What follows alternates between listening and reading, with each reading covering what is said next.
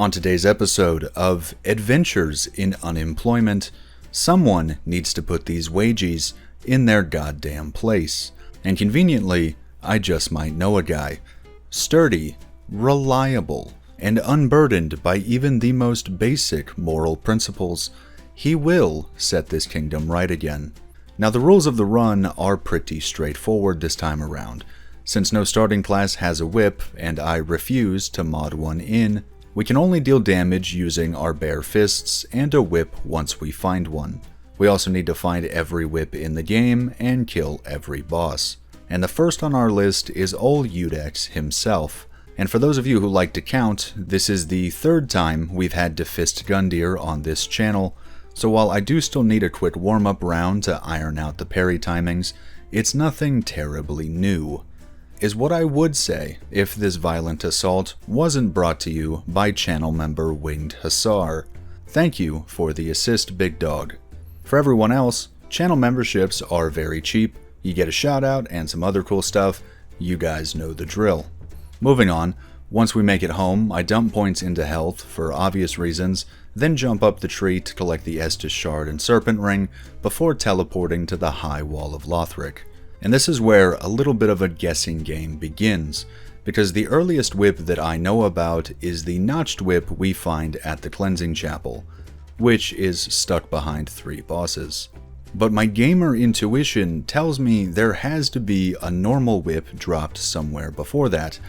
I just have no fucking idea where it is, and it turns out that scouring the map without a weapon is extremely time-consuming and reckless, so eventually I choose to accept my fate, take some time to bully Lothric's finest, give Priestess Emma a stern warning, and open the shortcut near Vort's boss room.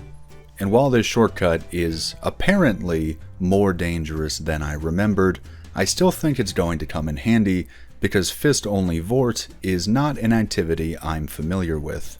Thankfully, while the time required to get a kill will be a little extensive, his moveset is fairly simplistic. Where I start to get myself in trouble is Phase 2, because I want the big damage from getting a heavy attack stagger on his head, but I keep standing at the strangest possible angles.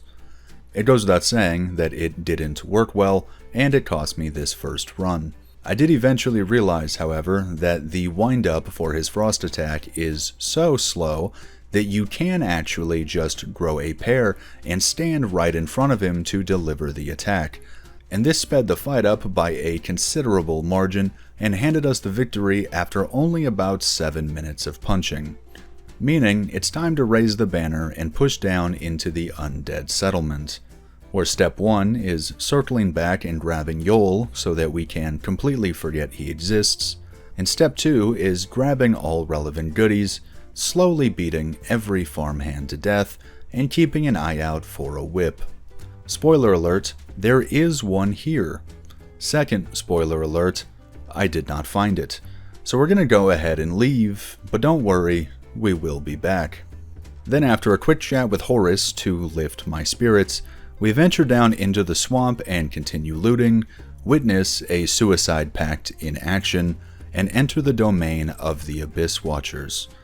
And as much fun as fist-only Watchers sounds, we're really just here to snag some Estus upgrades and the Titanite Shard Ash before turning back, because we want as much health as possible before we confront the Crystal Sage.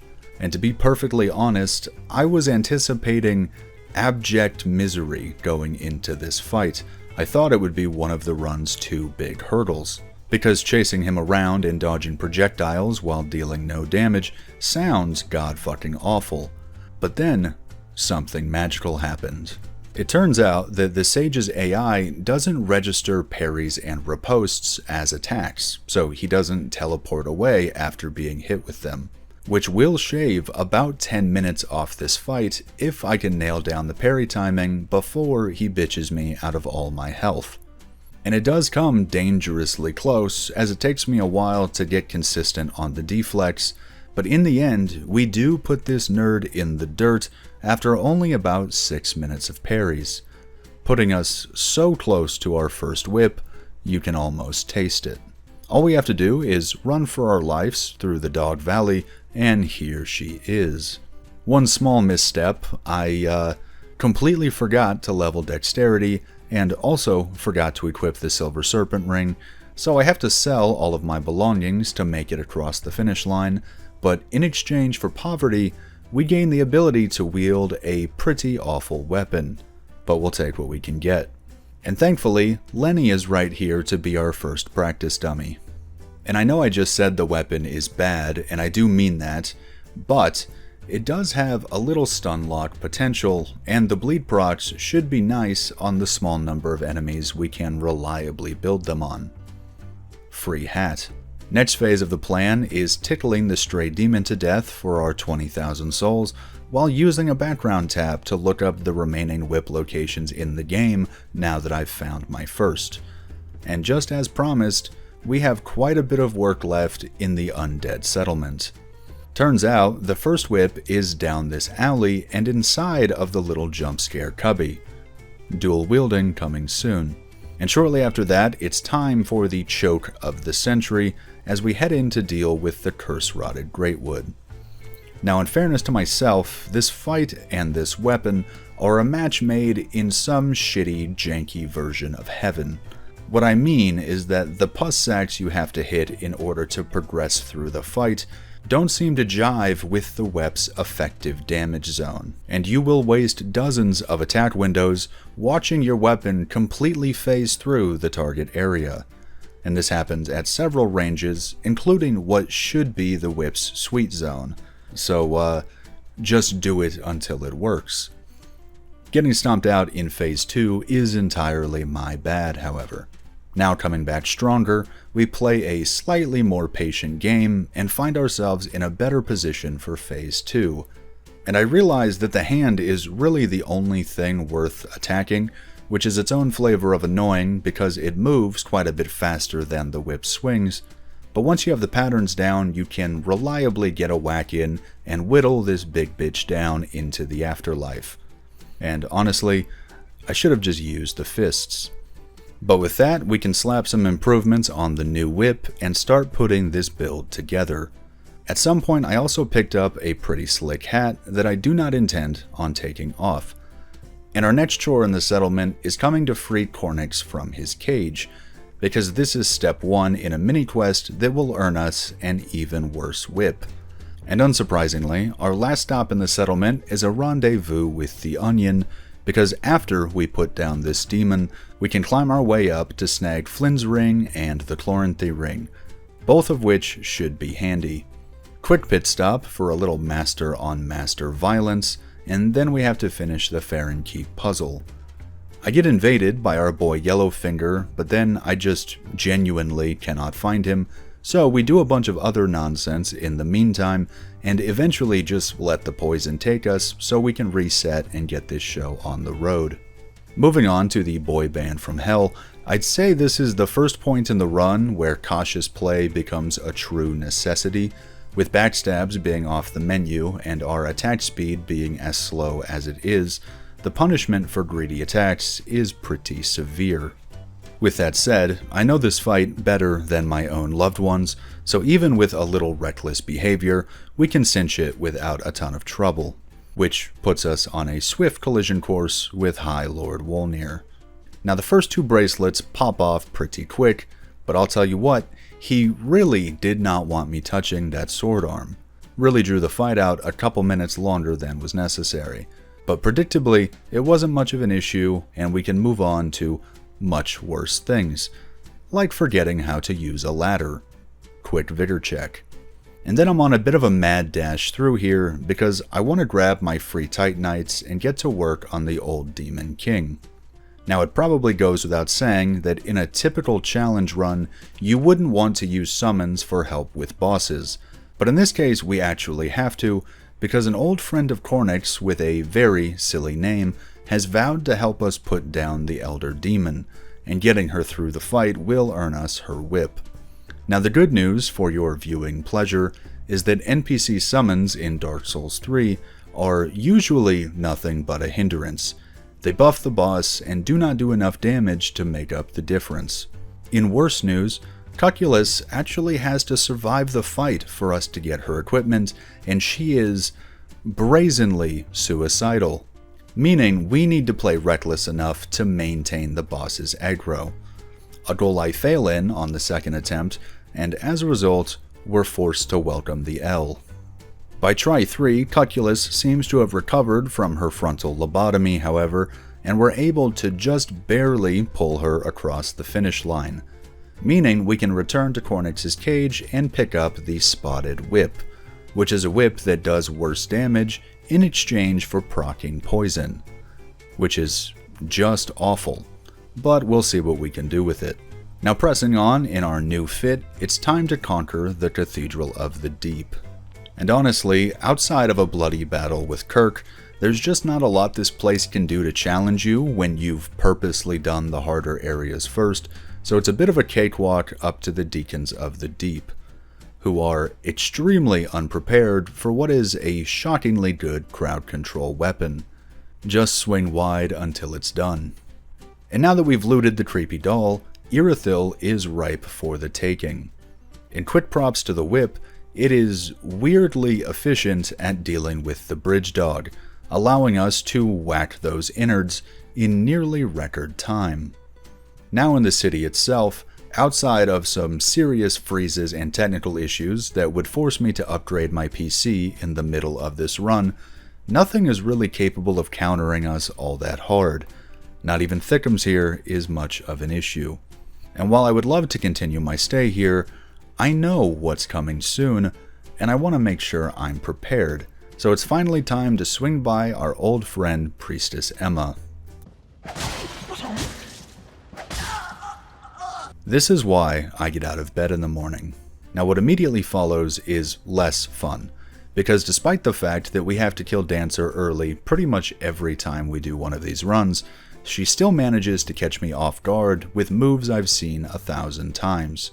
But after 5 quick stompouts and a little change of clothes, I can sense my neurons firing once again, and we're able to weasel our way into a victory by a fucking razor-thin margin, allowing us to ascend into Lothric Castle proper, where, unsurprisingly, fully armored late-game enemies don't really give a shit about our whip, so we'll want to make this a bit of a resource dine and dash. And we end up with just enough goodies to make our sharp-infused whip a +9 powerhouse. I use that term extremely loosely, by the way. But now we can head back to Irithyll, dominate the poor, dominate the upper class, dominate the clergy, and do meticulous even-handed battle with the local dogs on our way to dethrone Pontiff. And with our over-leveled whip doing as much damage as a normal leveled weapon in only twice the time, Church Boy simply isn't ready for what we're bringing, and it is a fairly standard bout resulting in a decisive win for the Equinox. Followed up by a left turn into the Irithyll Fight Club, where our stun-locking capabilities once again shine bright. And am I crazy, or is this run starting to feel not that bad? We continue this trend of winning up into Anor Londo, take the cat spider out of the equation, and enter Aldrich's haunt. And as a result of being a big fleshy slug puppeting a guy in a dress, he actually has no additional defense against the whip's damage type, so as long as we keep the pressure on to avoid his arrow attacks, our DPS is really solid, and we put the big boy in a box without delay. And now it's time for my ace in the hole, because I know I've made it a little bit of a gag to not do the DLCs no matter how many times you guys ask, and that's usually because they just don't contribute to the narrative of the run, or they don't have items relevant to the challenge.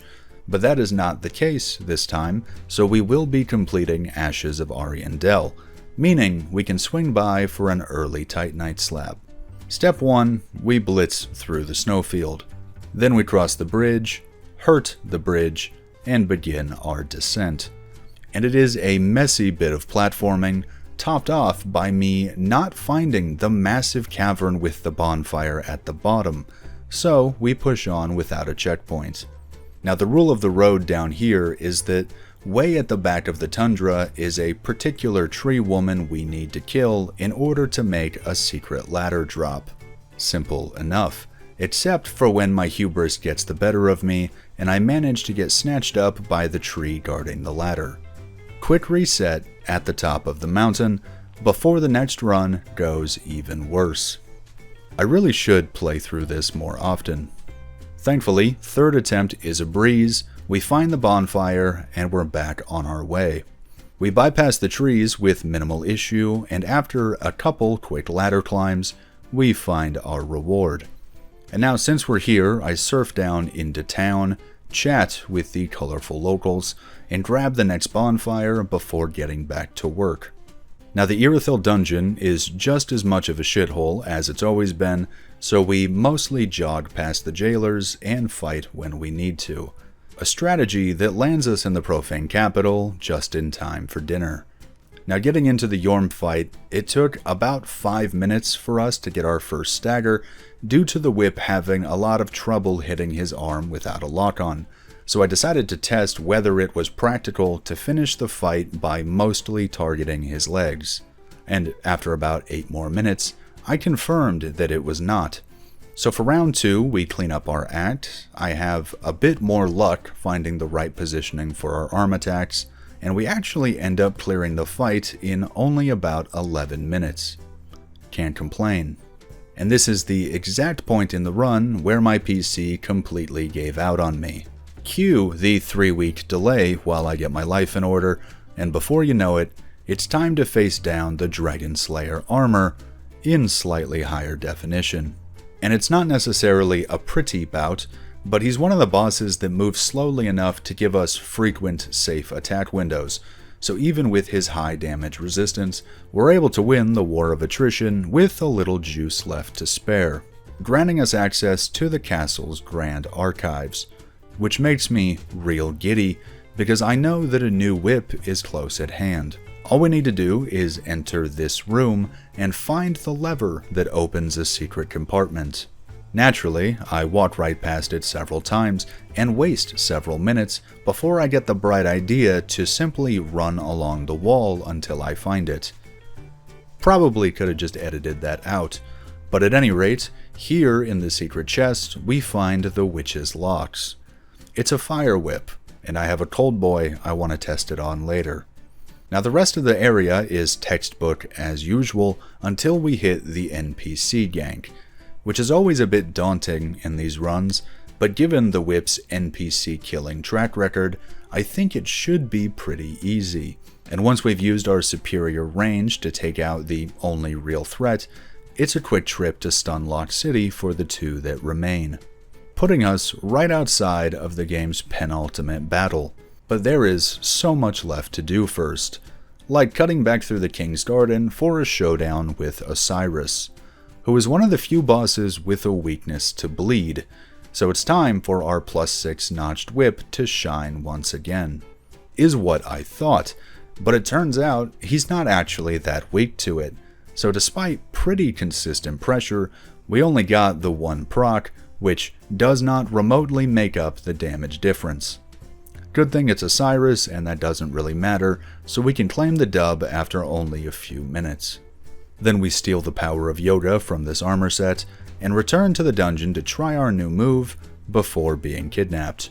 Now when it came to the Ancient Wyvern, I debated whether the entertainment value of whacking him in the feet for an hour straight was really worth it, when fists are already grandfathered into the run and are perfectly allowable. After about 4 minutes, his health still looked like this, and I decided it wasn't. So I ran a big circle around the arena and delivered a true power fantasy punch. Then a very drawn-out battle with Havel ends in disappointment before I take my anger out on his much smaller friend, earning us some new clothes. And there's some more ungodly bullshit waiting in Archdragon Peak, but to make a long story short, we're saving Nameless King for later and venturing into the Untended Graves to deal with Champion Gundyr. And the quirky fun idea I had for this fight was to continually bait parries and only use the whip for the follow-up bonus damage, which frankly was probably more trouble than it was worth, but it does feel pretty cool and lands us the win on our second go around. After that, we do our usual chores, buy the Faith Ring and the Artorias Drip from the Dark Handmaid, and grab the Sword Fragment to trade with the Crows for a Titanite Slab so we can beef up the Fire Whip before returning to the Painted World.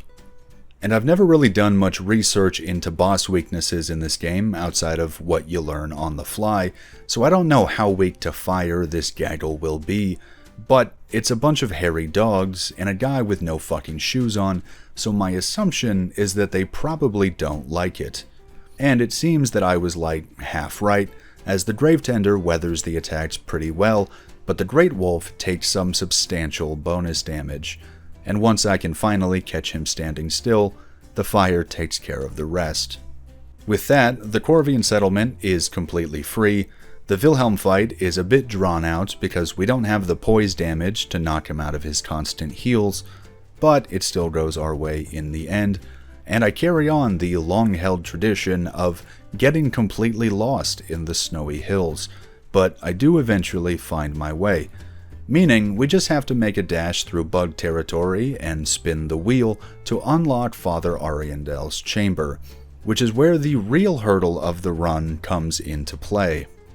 To be clear, I knew this would be bad, worst possible weapon type, no backstabs. I just didn't know quite to what extent. And you can't really blame the first L on me, because I was distracted by those barking dogs. The next handful of deaths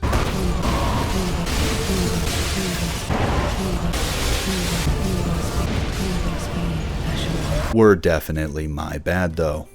My biggest hiccups were with managing the Phase 2 Wombo combo without help from Slave Knight Gale, who is probably the only decent summon in the game, and one that I would usually bring in because the fight is kind of built around him being there.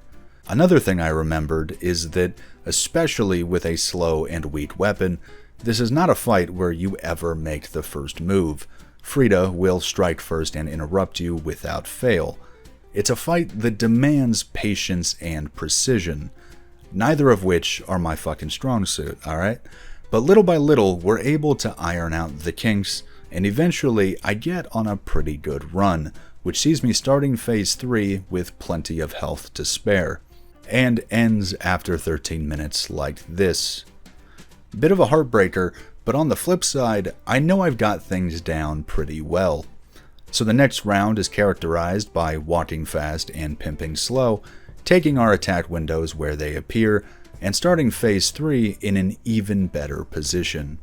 We go with the strategy of baiting out her jump attacks to get behind her and taking advantage of any long windups. And in the end, we make that shit look easy, earning us the soul of Sister Frida, which is the whole reason we came to this hellhole to begin with. Now once we swing by the Birdman for our free Titanite slab, we never have to come back. So we bring Frida's soul to our bite-sized bro, and he turns it into the Rose of Ariandel, a whip and catalyst that we're gonna save for a special someone. And now we can finally get back to the main story and visit the Twin Princes. And I decide to give the Spotted Whip a chance here because narratively, Lothric is described as being feeble and sickly, so it stands to reason that he should be poisonable. Now Lorien, I'm not so sure. And we only have the Spotted Whip upgraded to +7, so it's hardly the meta choice, but sometimes you have to suffer for knowledge. With that said, I did what I could to keep consistent pressure on Lothric, but the poison never procced, and I tossed the idea aside pretty quickly. So round 2 is really just a revenge tour where we slowly picked the two apart, leaving us with only 2 bosses to go, one of which is another royal figure hiding out in Dragonland. And I like to think of myself as a man with some humility, so I'm going to admit that this was a very ugly fight in which I fully deserved to die. In Phase 1, I consistently failed to hit the massive fucking dragon and got caught by very slow attacks multiple times. But we still came out on top. Then in Phase 2, I was regularly punished for my greed, yet somehow, like the noble cockroach I am, I continued clinging to life until there was almost nothing left to cling to, and this is where the god was felled. We love a bit of drama. Then I remembered my new toy, so we pull it out, and holy shit, it actually has a good moveset. If I ever do this again, which I won't, remind me to kill Frida much earlier. With that said, the weapon art is flailing yourself to boost miracles, so I don't think that part will be useful. But at any rate, it's time to suck down some fire and make our way to the kiln of the first flame. And if I'm being honest, I'm feeling like this is about to be free. Our damage output is obviously not good, but I think we've gotten to a point where that no longer matters. I'm just happy to attack at a normal goddamn speed, and before too egregiously long, we smack down Cinder to the beat of the Plin Plin Plons. Then we can call in the goat and darken this place up, successfully beating Dark Souls 3 with only whips and a little bit of fist. Thank you all for wasting your precious time with me. I'll talk to you guys later.